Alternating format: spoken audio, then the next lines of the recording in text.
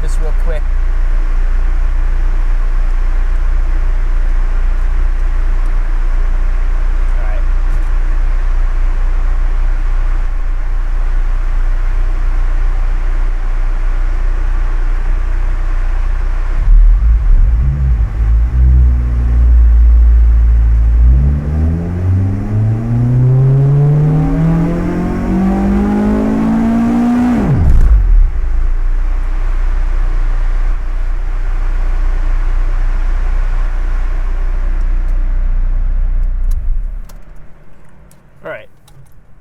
Let's go take a look at our graph here real quick, and then we'll take a look at the data.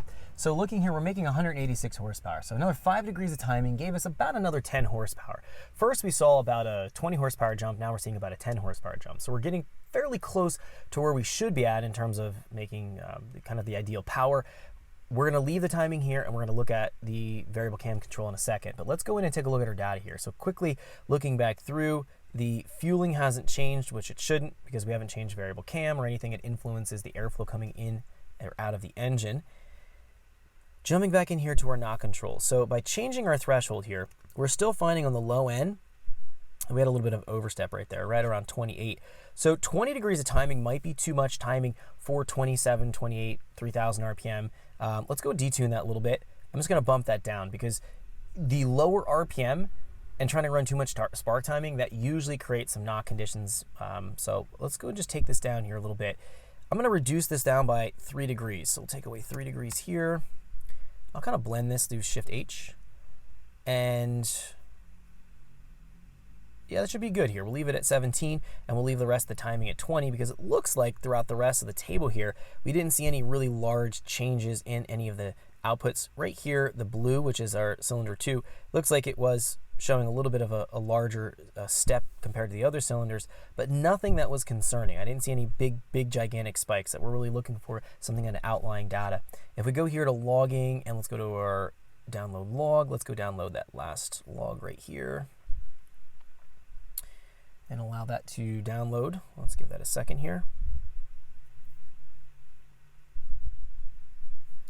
And let's go ahead and save it into our folder here. And let's look at this here under this higher resolution logging speed.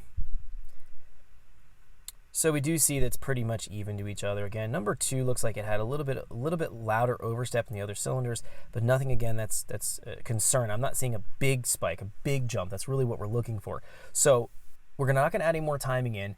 We're going to go to the variable cam timing, and then we'll come back in and see if we can sneak in a little bit more timing for some power gain. Because again, as we bump in the variable cam, the engine becomes less knock sensitive, and we can usually get away with a tiny bit more spark advance.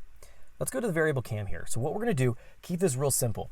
I'm going to go from 2000 RPM and above, and I'm going to highlight all this and set it to 10 degrees.